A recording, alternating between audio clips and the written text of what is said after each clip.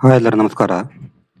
ಇವತ್ತಿನ ಒಂದು ವಿಡಿಯೋದಲ್ಲಿ ಜಾತಕದಲ್ಲಿ ರಾಹುವಿನ ಸಂಬಂಧ ಮತ್ತು ಸಮಸ್ಯೆಗಳ ಬಗ್ಗೆ ತಿಳ್ಕೊಳ್ಳೋಣ. ರಾಹು ಸಾಮಾನ್ಯವಾಗಿ ಯಾವುದೇ ಒಂದು ಗ್ರಹಗಳ ಅಥವಾ ಯಾವುದೇ ಒಂದು ಭಾವಗಳ ಮೇಲೆ ಆ ಪ್ರಭಾವ ಬೀರಿದ್ರೆ ಕೆಲವು ಸಮಸ್ಯೆಗಳು ಆಗುತ್ತೆ. ಇದನ್ನ ಎಕ್ಸಾಂಪಲ್ಗೆ ಕೂಡ ಕೆಲವೊಂದು ಕೊಡ್ತೇ ಹೋಗ್ತೀನಿ ಟಾಪಿಕನ್ನು. ನೀವು ಅದು ಬೇರೆ ಬೇರೆ ಇದರಲ್ಲಿ ನೀವು ಟ್ಯಾಲಿ ಮಾಡಬೇಕು. ಸಾಮಾನ್ಯವಾಗಿ 6th ಲಾರ್ಡ್ ಜೊತೆ ಏನಾದರೂ ರಾಹು ಗ್ರಹ ಇದ್ರೆ, ಉದಾಹರಣೆಗೆ ಇದನ್ನು ಲಗ್ನ ಅಂತ ತಿಳ್ಕೊಳ್ಳೋಣ. ಇದು ಲಗ್ನ ಅಂದ್ರೆ 1ನೇ ಮನೆ ಆಗುತ್ತೆ. 6ನೇ ಮನೆ 1 2 3 4 5 6.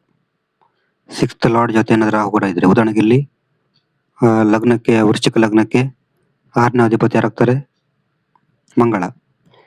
ಇಲ್ಲಿ ಉದಾಹರಣೆಗೆ ಏನಾದರೂ ಸಪೋಸ್ ಏನಾದರೂ 6th ಲಾರ್ಡ್ ಅಂತ ಮಂಗಳನ ಜೊತೆ ಏನಾದರೂ ರಾಹು ಗ್ರಹ ಇದ್ರೆ, ಅಂದ್ರೆ 6th ಲಾರ್ಡ್ ನಿಮ್ಮ ಜಾತಕದಲ್ಲಿ 6th ಲಾರ್ಡ್ ಯಾರಿರ್ತಾರೆ ಅವ್ರ ಜೊತೆ ಏನಾದರೂ ರಾಹು ಗ್ರಹ ಇದ್ರೆ, ಅದು ಅವ್ರಿಗೆ ಏನಾಗ್ತಂದ್ರೆ ಜಗಳ ಕೊಡ್ಬೋದು, ಆಮೇಲೆ ಕಾನೂನು ಸಮಸ್ಯೆ ಕೊಡ್ಬೋದು, ಮತ್ತೆ ಅನಾರೋಗ್ಯ ಕೊಡ್ಬೋದು. ಈ ಥರ ಎಲ್ಲ ಸಮಸ್ಯೆ ಆಗುತ್ತೆ.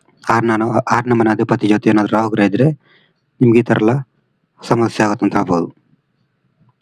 ಮತ್ತೆ ಕಾನೂನು ಪ್ರಕರಣ ಆಗುತ್ತೆ, ಲೀಗಲ್ ಕೇಸ್, ಕೋರ್ಟ್ ಕೇಸ್, ಕಾನೂನು ಸಮಸ್ಯೆ ಎಲ್ಲ ಆಗ್ಬೋದು. ಆ ಕಾರಣ ಸ್ವಲ್ಪ ಜಾಗ್ರತೆ ಇರಬೇಕು. ಆಮೇಲೆ 8ನೇ ಮನೆ ಅಧಿಪತಿ ಜೊತೆ ಏನಾದರೂ ರಾಹು ಗ್ರಹ ಇದ್ರೆ, ಇಲ್ಲಿ ವೃಶ್ಚಿಕ ಲಗ್ನಕ್ಕೆ 8ನೇ ಮನೆ ಅಧಿಪತಿ ಆಗ್ತಾರೆ, ಬುಧ ಆಗ್ತಾರೆ. ಸಪೋಸ್ ಏನಾದರೂ ಉದಾಹರಣೆಗೆ ಏನಾದರೂ ರಾಹು ಗ್ರಹ ಏನಾದರೂ ಬುಧನ ಜೊತೆ ಇದ್ರೆ, ಅಂದ್ರೆ ಬುಧ ಅಂದ್ರೆ 6ನೇ ಮನೆ ಅಧಿಪತಿ ಆಗ್ತಾನೆ, 8ನೇ ಮನೆ ಅಧಿಪತಿ ಆಗ್ತಾನೆ. 8ನೇ ಮನೆ ಅಧಿಪತಿ ಜೊತೆ ಏನಾದರೂ ರಾಹು ಗ್ರಹ ಇದ್ರೆ ಅವರಿಗೆ ಹಠಾತ್ ದುರಂತ ಘಟನೆ ಆಗ್ಬೋದು, ಅಂದ್ರೆ ಆಕ್ಸಿಡೆಂಟ್, ಈ ತರ ಆಕಸ್ಮಿಕ ಘಟನೆ ಹೆಚ್ಚಾಗಿ ಆಗ್ಬೋದು ಅಂತ ಹೇಳ್ಬೋದು. ಆಕಸ್ಮಿಕ ಘಟನೆ, ಆಕ್ಸಿಡೆಂಟ್, ಹಠಾತ್ ಘಟನೆ ಎಲ್ಲ ಆಗ್ಬೋದು 8ನೇ ಮನೆ ಅಧಿಪತಿ ಜೊತೆ ಏನಾದರೂ ರಾಹು ಗ್ರಹ ಇದ್ರೆ. ನಂತರ 12ನೇ ಮನೆ ಅಧಿಪತಿ ಜೊತೆ ಏನಾದರೂ ರಾಹು ಗ್ರಹ ಇದ್ರೆ, ಇಲ್ಲಿ 12ನೇ ಮನೆ ಅಧಿಪತಿ ಅಂದ್ರೆ ಶುಕ್ರ ಆಗ್ತಾರೆ. 12ನೇ ಮನೆ ಅಧಿಪತಿ ಏನಾದರೂ ಜೊತೆ ಏನಾದರೂ ರಾಹು ಗ್ರಹ ಇದ್ರೆ, ಒಂದೆಡೆಗೆ ಇಲ್ಲಿ 12ನೇ ಮನೆ ಅಧಿಪತಿ ಯಾರಾಗ್ತಾರೆ? ಶುಕ್ರ ಆಗ್ತಾರೆ. ಉದಾಹರಣೆಗೆ ವೃಶ್ಚಿಕ ಲಗ್ನಕ್ಕೆ 12ನೇ ಮನೆ ಅಧಿಪತಿ ಶುಕ್ರ. ಉದಾಹರಣೆಗೆ ರಾಹು ಏನಾದರೂ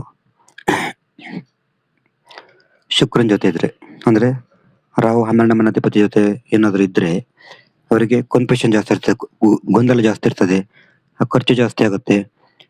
ವಿದೇಶಿಯರಿಂದ ಲಾಭ ಆಗ್ಬೋದು, ಅಂದ್ರೆ ದೂರದ ವ್ಯಕ್ತಿಗಳಿಂದ ಲಾಭ ಆಗ್ಬೋದು. ವಿದೇಶಿ ಅಂದ್ರೆ ಫಾರಿನ್ ಅವರಿಂದ ಲಾಭ ಕೂಡ ಆಗ್ಬೋದು.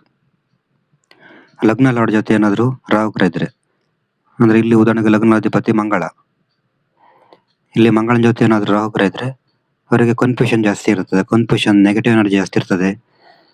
ಮತ್ತೆ ಎಲ್ಲವನ್ನ ಆನಂದಿಸ ಬಯಕೆ, ಅವರಿಗೆ ಎಲ್ಲ ಬೇಕು, ಎಲ್ಲವನ್ನ ಪಡಿಬೇಕು ಅಂತ ಒಂದು ಬಯಕೆ ಇರ್ತದೆ ಲಗ್ನಾಧಿಪತಿ ಜೊತೆ ರಾಹು ಗ್ರಹ ಇದ್ರೆ. ಬಟ್ ಅತೃಪ್ತಿ ವ್ಯಕ್ತಿ ಆಗಿರ್ತಾರೆ, ಅವರು ಏನೇ ಇದ್ರು ಕೂಡ ಅತೃಪ್ತಿ ವ್ಯಕ್ತಿ ಆಗಿರ್ತಾರೆ. ಚಂದ್ರನ ಜೊತೆ ಏನಾದರೂ ರಾಹು ಗ್ರಹ ಇದ್ರೆ,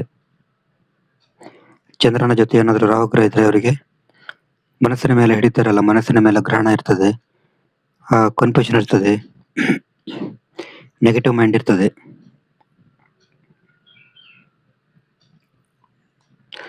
ನಂತರ ರಾಹು ಏನಾದರೂ ಸೂರ್ಯನ ಜೊತೆ ಇದ್ರೆ, ಇದು ಕೂಡ ಗ್ರಹಣ ಆಗಿರ್ತದೆ. ಓವರ್ ಕಾನ್ಫಿಡೆನ್ಸ್ ಜಾಸ್ತಿ ಇರ್ತದೆ ಇವರಿಗೆ, ಓವರ್ ಕಾನ್ಫಿಡೆನ್ಸ್ ಇಂದ ಸಮಸ್ಯೆ ಆಗ್ಬೋದು. ಸೂರ್ಯನ ಜೊತೆ ಏನಾದರೂ ರಾಹು ಗ್ರಹ ಇದ್ರೆ. ನಂತರ ಮಂಗಳನ ಜೊತೆ ಏನಾದರೂ ರಾಹು ಗ್ರಹ ಇದ್ರೆ, ಮಂಗಳನ ಜೊತೆ ರಾಹು ಗ್ರಹ ಇದ್ರೆ ಇದು ಕೂಡ ಒಂಥರ ನೆಗೆಟಿವ್ ಕೊಡ್ತದೆ, ಕಪಟ ಯೋಗ ಅಂತ ಮಾಡ್ತಾ ಇದು, ಆಮೇಲೆ ಕೋಪ ಜಾಸ್ತಿ ಕೊಡ್ಬೋದು. ನಂತರ ಶುಕ್ರನ ಜೊತೆ ಏನಾದರೂ ರಾಹು ಗ್ರಹ ಇದ್ರೆ ಇದು ಸೆಕ್ಸುವಲ್ ಆಗಿ ಜಾಸ್ತಿ ಡಿಸೈರ್ ಇರ್ಬೋದು. ಗುರು ಜೊತೆ ಏನಾದರೂ ರಾಹು ಗ್ರಹ ಇದ್ರೆ ಇದು ಬುದ್ಧಿವಂತ ವ್ಯಕ್ತಿ ಆಗಿರ್ತಾರೆ, ಬಟ್ ಒಂಥರ ಡೆವಲಪ್ಮೆಂಟ್ ಇರ್ತಾರೆ ಅವರು, ಆ ಕಡೆ ಈ ಕಡೆ ಅಂತ ಒಂದು ಡೆವಲಪ್ಮೆಂಟ್ ಇರ್ತಾರೆ. ಇದು ರಾಹು ಜೊತೆ ಬೇರೆ ಬೇರೆ ಭಾವದ ಒಂದು ಫಲಗಳ ಬಗ್ಗೆ ಒಂದು ವಿಡಿಯೋ.